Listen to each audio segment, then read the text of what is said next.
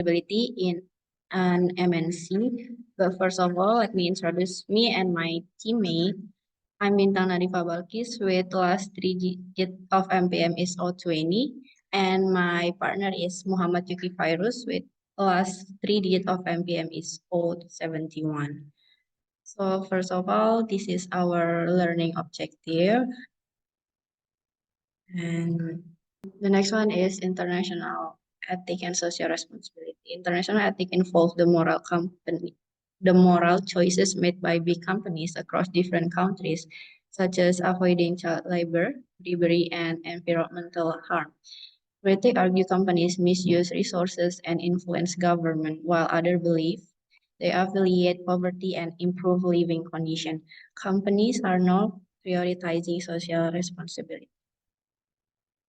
And the next one is key global ethic issues. The first one is labor right. The labor right. Multinational corporations face ethical challenges in labor rights, particularly in countries like China. Issues include limited worker rights, sweatshop, child labor, and gender discrimination. Despite some effort to improve conditions and collaborate with organizations, challenges persist. Countries like the United Arab Emirates are implementing reforms, but global cooperation is needed for fair treatment and improved working conditions worldwide. And the next one is environmental pollution. Multinational corporations operating across multiple countries can contribute to pollution through weaker environmental regulation, leading to issues like oil spills and harmful chemical release. And the next one is corruption and bribery. Corruption and bribery pose significant challenge for multinational companies worldwide. Corruption occurs when powerless individuals misuse their position for personal gain, while bribery involves giving gifts or money for government action or business advantage. Countries with higher corruption level often spend more on bribery, damaging the economy and trust in government and democracy. The next one is multinational approach to global ethics. The first one is ethical universalism, the belief that morality is relative to the norm of one's culture or society. It means that there are no moral absolutes, no moral right or wrong. The next one is ethical relativism. Is the belief that certain moral principles apply universally to all people, regardless of their cultural or societal differences. Next one is the pressures supporting ethical universalism. So the first one is the moral language, is the basic ways that people use to think about ethical decisions and to explain their ethical choices. And the basic ways that people use to think about ethical decisions and to explain their ethical choices.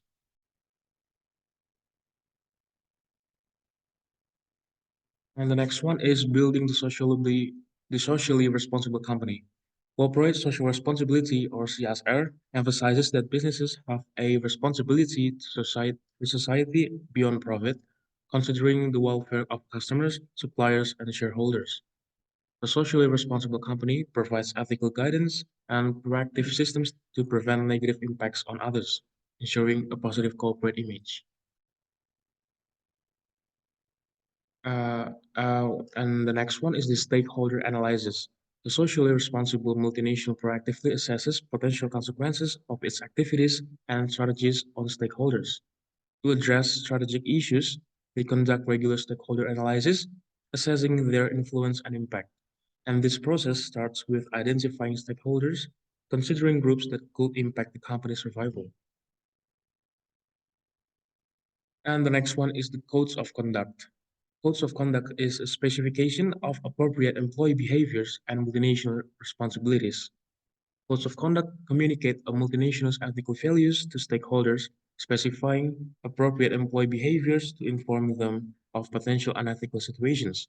And this education reduces incidents of unethical activities and helps the multinational stay legal, avoiding prosecution. And properly implemented codes also help avoid prosecution.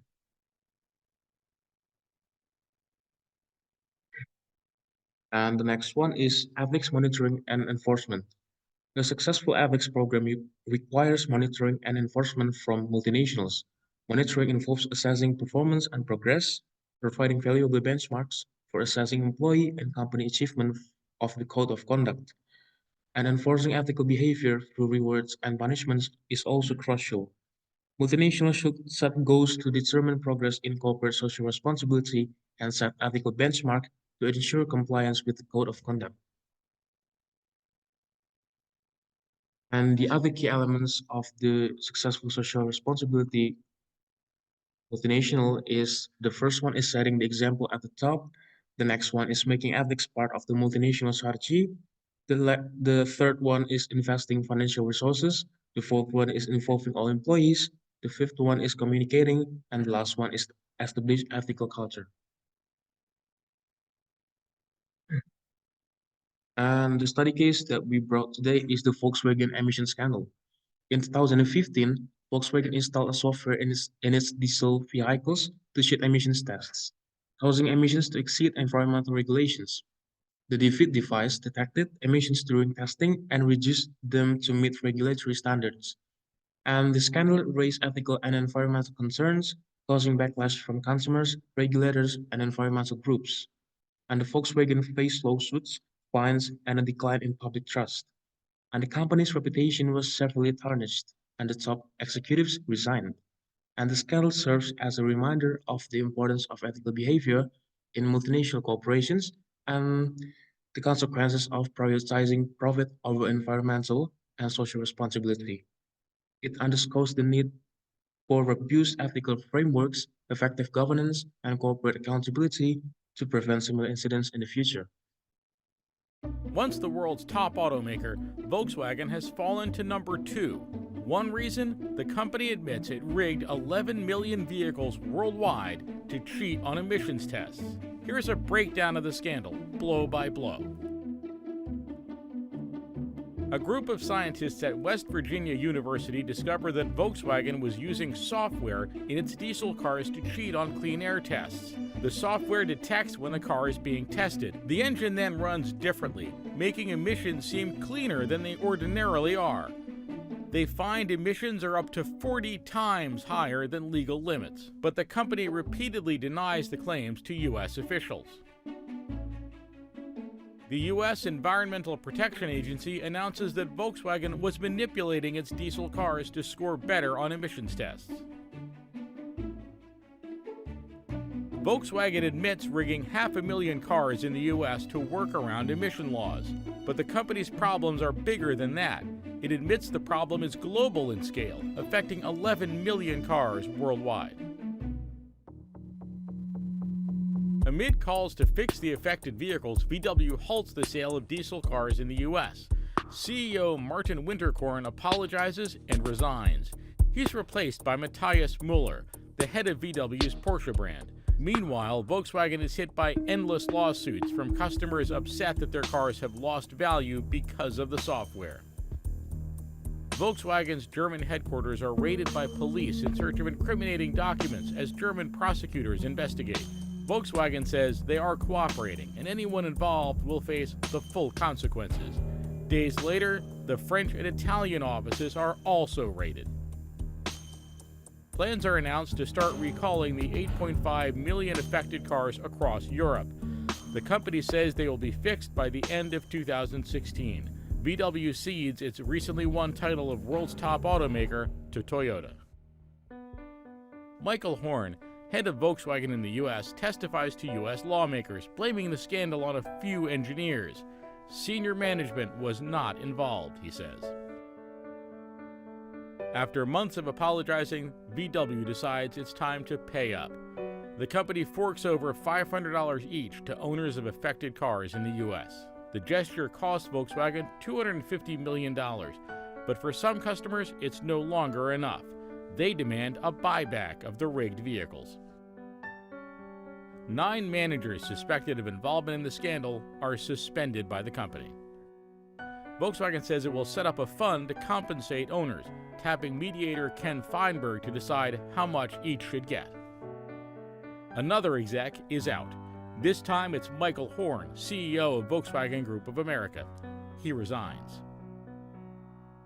Volkswagen reaches a deal to buy back or fix 500,000 U.S. cars involved in the emissions cheat.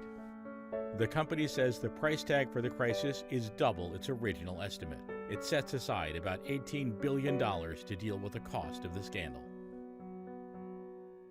VW agrees to pay up to $14.7 billion to settle the issue. That's much more than any other automaker has paid for wrongdoing. Most of that money will go to owners of the affected vehicles. In addition to compensation for lost value, Volkswagen will have to either buy back or fix the cars. But this isn't the end of the story. The company still faces civil and criminal investigations. And for the conclusion is the Volkswagen emissions scandal show how cheating on emissions tests can have big consequences. It damaged the environment and made people question Volkswagen honesty. And they got in trouble with customers, government, and environmental groups. And they had to pay fines and lost people's trust. And the scandal teach us that companies need to be ethical and follow the rules. They should care about the environment, also the society, not just making money. And it reminds us that good ethics, strong rules, and accountability are crucial for preventing such problems in the future. And I think that's it from our group. Thank you for listening. Bye bye.